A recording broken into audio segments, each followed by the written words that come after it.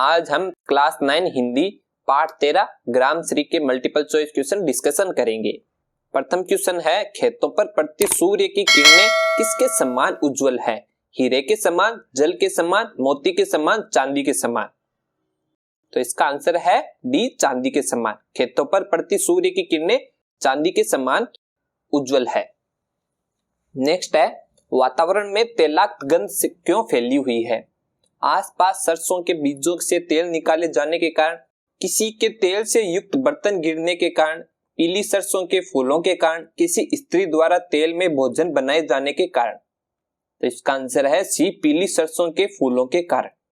Next है, कविता में गंगा की रेत का किस रूप में चित्रण किया गया है? हवा में उड़ते आड़े तिरछे आंचल के समान, आड़ी तिरछी डोरियों के समान, रेंगते सांप के समान, नदी की लहरों के समान। इसका आंसर है सी, रेंगते सांप के समान। कविता में गंगा की रेत का रेंगते सांप के समान रूप में चित्रण किया गया है। नेक्स्ट है, ग्राम श्री किसके द्वारा रचित कविता है? राजेश जोशी, केदारनाथ अग्रवाल, सुमित्रा नंदन पंत, महादेवी वर्मा। इसका आंसर है सी, सुमित्रा नंदन पंत। नेक्स्ट है, हरी भरी फसलों की शोभा कैसी है? मखमली, रेशमी, रुई जैसी या मुलायम? इसका आंसर है ए, मखमली। हरी भरी फसलों की शोभा मखमली जैसी है। नेक्स्ट है, अरहर और सनई की बालियां किस रंग की है? पीले, सुनहरी, सफेद, हरे। तो इसका आंसर है बी, सुनहरी। अरहर और सनई की बालियां सुनहरी रंग की है। नेक्स्ट है, सुमित्रा नंदन पंत किस वाद के कवि थे? प्रगतिवाद, प्रयोगवाद, रहस्यवाद, छायावाद। तो इसका आंसर है डी, छायावाद। सुमित्रा नंदन पंत छायावाद के कवि थे। नेक्स्ट है, आम मंजरी कैसी लग रही है? नीलम जैसी, मरकत जैसी, पुखराज जैसी, रजत स्वर्ण जैसी। तो इसका आंसर है रजत स्वर्ण जैसी। आम मंजरी रजत के स्वर्ण जैसी लग रही है। नेक्स्ट है, टमाटर के लिए कविता में किस विशेषण का प्रयोग किया है? मोटा, मखमली, लाल, मखमली व लाल दोनों। तो इसका आंसर है डी, मखमली व लाल दोनों। टमाटर के लिए इन दोनों विशेषण का प्रयोग किया गया है। नेक्स्ट है, कवि ने अलसी की कली को कैसा बताया है? पन्ने जैसी, नीलम जैसी, सोने जैसी, पुखराज जैसी। तो इसका आंसर है बी, नीलम जैसी। कवि ने अलसी की कली को नीलम जैसी बताया है। नेक्स्ट है, सरसों के फूलों से कैसी गंध आ रही है? तेलाक, खट्टी खट्टी, मीठी मीठी या रोमांचित कर देने वाली। तो इसका आंसर है ए, तेलाक। मतलब तेल से युक्त गंध है वो सरसों के फूलों से आ रही है। नेक्स्ट है, चांदी की सी उजली जाली में निहित अलंकार बताइए। यमक, उपमा, मानवीकरण, श्लेष। इसका आंसर है बी, उपमा अलंकार। नेक्स्ट है, वसुधा गेहूं और जौ की बालियों को उगाकर क्या प्रकट कर रही है? रोमांच, दुख, सादगी, खुशी। तो इसका आंसर है ए, रोमांच। वसुधा गेहूं और जौ की बालियों को उगाकर रोमांच को प्रकट कर रही है। नेक्स्ट है, कवि को आकाश में छाए तारे कैसे जान पड़ते हैं? बच्चे की परिकल्पना के समान जान पड़ते हैं, या प्यारे और सुंदर बच्चों के समान जान पड़ते हैं, या सपनों में खोए जान पड़ते हैं, या चमकते हीरे के समान जान पड़ते हैं? तो इसका आंसर है सी, सपनों में खोए जान पड़ते हैं। नेक्स्ट है, मटर की लटकती फलियां कैसी प्रतीत हो रही है?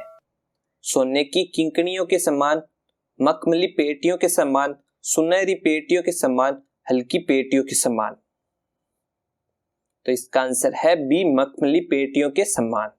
नेक्स्ट है, तीसी के फूलों की तुलना किससे की गई है? स्वर्ण आभूषण से, सौंदर्य से, नीलम की कलियों से, या सोने के समान। इसका आंसर है सी, नीलम की कलियों से। नेक्स्ट है, नीली नीली कलियां किस पौधे की है? अरहर, अलसी, मटर, सरसों। इसका आंसर है बी, अलसी। नीली नीली कलियां अलसी पौधे की है। नेक्स्ट है, कवि ने कविता में किस ऋतु के आगमन का वर्णन किया है? वसंत, सर्दी, गर्मी, वर्षा। का आंसर है ए वसंत ऋतु का। नेक्स्ट है, वसंत के आगमन पर किस पेड़ के पत्ते झड़ जाते हैं? आम, अमरूद, चीड़, पीपल। इसका आंसर है डी पीपल।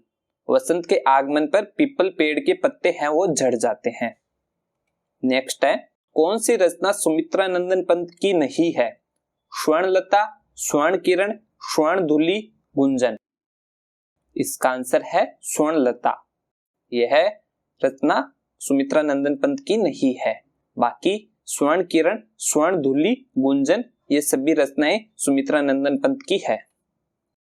नेक्स्ट है, सुमित्रा नंदन पंत की किस रचना पर उन्हें भारतीय ज्ञानपीठ पुरस्कार मिला? ग्रंथि, ग्राम्या, चिदंबरा, युगांत। तो इसका आंसर होगा सी चिदंबरा। नेक्स्ट है, उन्हें किस रचना पर सोवियत लैंड पुरस्कार दिया गया? स्वर्ण चूली, लोकायतन, स्वर्ण किरण, पल्लव। इसका आंसर है बी लोकायतन। सुमित्रा नंदन पंत को सोवियत लैंड पुरस्कार लोकायतन के लिए दिया गया। नेक्स्ट है, सुमित्रा नंदन पंत को साहित्य अकादमी पुरस्कार दिया गया था कला और बुड्ढा चांद के लिए, या लोकायतन, या चिदंबरा, या सत्यकाम के लिए? तो इसका आंसर होगा ए कला और बुड्ढा चांद के लिए। नेक्स्ट है, पतझड़ आने से आम की पेड़ की डालियां किन से लद गई है? मंजरियों से, फूलों से, फलों से, पक्षियों से। इसका आंसर है ए मंजरियों से। पतझड़ आने से आम की पेड़ की डालियां मंजरियों से लद गई है। नेक्स्ट है, कविता में किसने सबका मन हर लिया है? गांव की सुंदर शोभा ने, प्रकृति की छटा ने, कोयल की बोली ने, फूलों की खुशबू ने। तो इसका आंसर है ए गांव की सुंदर शोभा ने कविता में सबका मन हर लिया है। नेक्स्ट है, ग्रामश्री कविता में कवि किसका वर्णन कर रहे हैं? बालिका की अटखेलियों की, प्रकृति के सौंदर्य की, जीवन के विविध रंगों की, या ग्रामीण जीवन की? तो इसका आंसर है प्रकृति के सौंदर्य की। कवि इसमें प्रकृति के सौंदर्य का वर्णन कर रहे हैं। नेक्स्ट है, आम के पेड़ों की शाखाओं का बोर किस रंग का है? लाल पीला, पीला सफेद, सोना चांदी, लाल सफेद। तो इसका आंसर है सी सोना चांदी। आम के पेड़ों की शाखाओं का जो बोर है उसका रंग सोने चांदी जैसा है। नेक्स्ट है, पीले और मीठे हो गए हैं। क्या हो गए हैं? आम, या अमरूद, या पपीते, या खरबूजे? तो इसका आंसर है बी अमरूद। अमरूद है वो पीले और मीठे हो गए हैं। नेक्स्ट है, कवि ने कविता में किस नदी के किनारे की बात की है? गंगा, यमुना, सरस्वती, या सतलज? तो इसका आंसर है ए गंगा नदी का। कवि ने कविता में गंगा नदी के किनारे की बात की है। नेक्स्ट है, ग्रामश्री कविता में ओस को कैसा बताया गया है? मोती के समान, सोने के समान, जाली के समान, हरे रक्त के समान? तो इसका आंसर है डी हरे रक्त के समान। ग्रामश्री कविता में कवि ने ओस को हरे रक्त के समान बताया है। नेक्स्ट है, लो हरित धरा से झांक रही, नीलम की कली तिसी नीली, पंक्ति में निहित अलंकार बताइए। मानवीकरण, अतिशयोक्ति, रूपक, उपमा? तो इसका आंसर है ए मानवीकरण अलंकार। नेक्स्ट है, सुमित्रा नंदन पंत का जन्म उत्तरांचल के कुमाऊं अंचल के कोसानी ग्राम में कब हुआ था? सन 1908 में, सन 1900 में, सन 1396 में, सन 1910 में? तो इसका आंसर होगा बी सन 1900 में। नेक्स्ट है, सुमित्रा नंदन पंत कवि किस कला में सिद्धस्त दिखाई देते हैं? प्रकृति के सौंदर्य के वर्णन में, प्रकृति के सजीव चित्रण में, प्रकृति के विविध रूपों में, प्रकृति और मनुष्य के आपसी संबंध को दर्शाने में? तो इसका आंसर होगा बी प्रकृति के सजीव चित्रण में। नेक्स्ट है, इस ऋतु में सबसे अधिक मात्रा में क्या फूले फले हैं? लौकी और पालक, सेम और मिर्ची, धनिया, या उपयुक्त सभी? तो इसका आंसर होगा डी उपयुक्त सभी। नेक्स्ट है, पतझड़ के मौसम में कौन मतवाली हो उठी है? मोरनी, कोयल, हंसिनी, सारस? तो इसका आंसर होगा बी कोयल। पतझड़ के मौसम में कोयल है वो मतवाली हो उठी है। नेक्स्ट है, नदी तट की रेत पर किसकी खेती है? अमरूद, खरबूजा, तरबूज, खीरा? तो इसका आंसर है बी खरबूजा। नदी तट की रेत पर खरबूजे की खेती है। नेक्स्ट है, सारा गांव किस ऋतु की समाप्ति पर अनुपम हो जाता है? गर्मी, वसंत, वर्षा, सर्दी। तो इसका आंसर होगा डी सर्दी। सारा गांव शरद ऋतु की समाप्ति पर अनुपम हो जाता है। नेक्स्ट है, गांव की हरियाली किस बहुमूल्य रत्न के समान लग रही है? हीरा, नीलम, पन्ना, मूंगा। तो इसका आंसर होगा सी पन्ना। गांव की हरियाली पन्ना बहुमूल्य रत्न के समान लग रही है।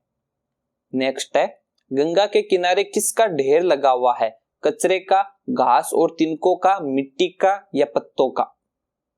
तो इसका आंसर है बी घास और तिनकों का। नेक्स्ट है, गांव पर आकाश किसके समान आच्छादित है? नीलम, पुखराज, पन्ना, मूंगा। तो इसका आंसर है ए नीलम। गांव पर आकाश नीलम के समान आच्छादित है।